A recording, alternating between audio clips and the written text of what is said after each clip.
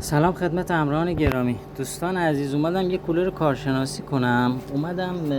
ببینید قبل از من مشخصه که دو سه تا تعمیرکار اومده بالا سر کولر و مشخصه که این صاحب کولر چند تا تعمیرکار آورده که مطمئن بشه این خرابه یا نه. تست کردیم موتور سوخته، حالا شیربرقی گیر بود و فلان اینا، کلا موتور رفته، حالا کار نداریم.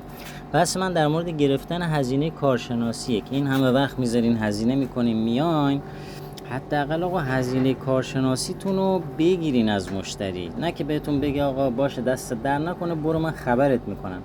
اینجور موقع به مشتری بگین آقای عزیز باشه من این همه اومدم وقت گذاشتم، چشم شما میخوای منو خبر کنی دفعه بعد، باشه الان هزینه کارشناسی منو بهم بده، هر موقع که اومدم برای تعویض موتور انجام بدم یا هر تعمیرات دیگه که باشه این هزینه رو به شما برمیگردونم.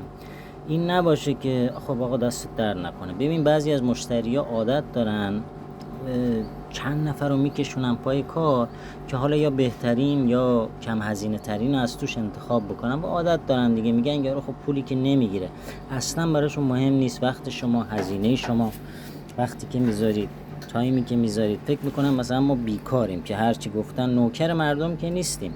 داداش شما اومدی معلومه چند تا تعمیرکار آوردی بهت هم گفته سوخته، معلومه که تعمیرکارای قبلی پول از آقا نگرفتن که این دوباره به خودش اجازه داده که دوباره زنگ بزنه. روی صحبتم با همکاران عزیزی که اینو اپیدمی کنید بین مردم همگانی بشه که میریم سر کار نگاه میکنیم زحمت میکشیم از حق زن و بچه‌مون میگذریم، میرین کولر رو تست میکنین به یارو بگین آقا هزینه کارشناسی من اینقدر، من طبق تعرفه‌ای هم که از اتحادیه گرفتم دوستان بین 500 تومن تا 700 هزار تومن هزینه عیاب ضواب و کارشناسیه. حالا شما آقا 700 تومن ما نمیگیم، ولی شما بین 300 تومن تا 500 تومن هزینه رو بگیرین برای خودتون، ارزش قائل بشین، زمانتون، تایمتون. تو شهرهای کوچیک حالا باز مثلا نیم ساعت حداقل طول میکشه که شما برین سر کار، ولی تو شهرهای مثل تهران، تبریز، همدان، نمیدونم جای دیگه، بندر عباس، بوشهر، شما حداقل تو این گرما باید کولر بگیری رو ماشین، بعد 2 ساعت تو ترافیک، شما اگه